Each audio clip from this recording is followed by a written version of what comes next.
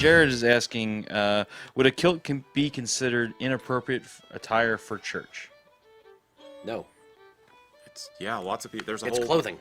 There's a whole tradition in Scotland of wearing kilts to church. I mean, there's even the Kirkin of the tartan. Kirkin of the tartan, where basically you take your tartan to the church so they can be blessed. And I'm assuming that's pretty much a Presbyterian thing. Which he did bring that up in the comments. Yeah. Now, I do know that it can depend on the congregation's comfort level. If they don't have much Celtic background, they may be less than thrilled with a kilt in church. It is completely appropriate.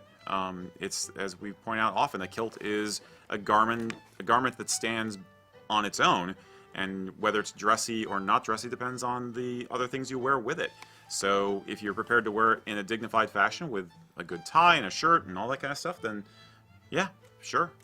I will also point out there's even clergy will wear a tartan. Yep. Our esteemed Reverend Adam. I'm not sure. What's your official title? What's your title? Are you Just minister? Minister? Pastor? Whatever. Whatever. Yeah. Adam is an actual practicing minister. And he wears a kilt. He has the clergy tartan. There is a clergy tartan for clerics across the country, across the world. Yeah. So, yes, it is absolutely appropriate. You're right. It depends on the comfort level of the congregation. Totally depends on the comfort level of the congregation. Especially whether the pastor, who's actually employed by the congregation, or the members may kind of, some whispers behind your back kind of thing.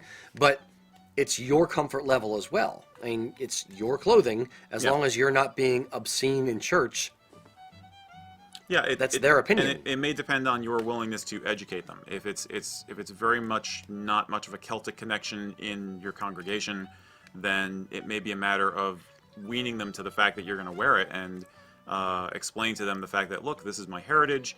When I'm coming to a house of worship, I want to look my best and I want to express my heritage at the same time. So this is what I want to do, and this is why. And I think, assuming it's not like a huge mega church or something, and you can actually talk to people, I'd be willing to bet that you can educate your community that this is something you're doing because you believe in looking good and dignified when you're in your house of worship. That'd be my take on it anyway. Yeah. Me, I go worship in forests, so it really doesn't matter. It's all good. My level of wanting to educate people is depending on their openness. If for instance, viewers here or people watching our stuff on YouTube or whatever, they are obviously seeking out the information, so I am more than happy to talk about this stuff and educate people. If the person is closed-minded and to my face just gets like, why are you wearing a skirt? Well, it's a kilt. No, it's a skirt. Well, this is actually a Scottish garment. No, it's a skirt. Well, bless your heart. Yeah.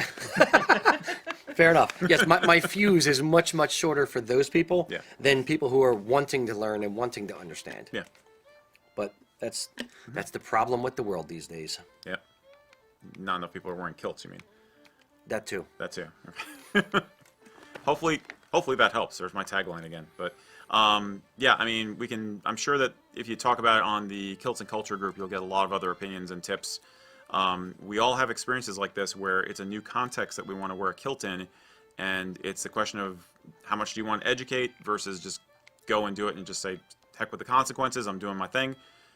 So see what other people say about it. And when in doubt, bring a claymore. You'll get a lot less questions.